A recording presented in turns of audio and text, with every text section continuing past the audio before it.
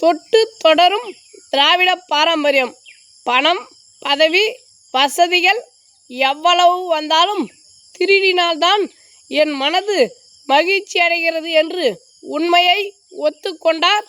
Chain பறிப்பு திருட்டு வழக்கில் கைதான திமுக ஊராட்சி மன்ற தலைவி பாரதி வாக்குமூலம். குறுக்கு வழியில் வாழ்வு தேடிடும் குருட்டு உலகமடா, இது கொள்ளையடிப்பதில் வல்லமை காட்டும் திருட்டு உலகமடா. தம்பி, புரிந்து நடந்து கொள்ளடா, இதயம் திருந்த மருந்து சொல்லடா.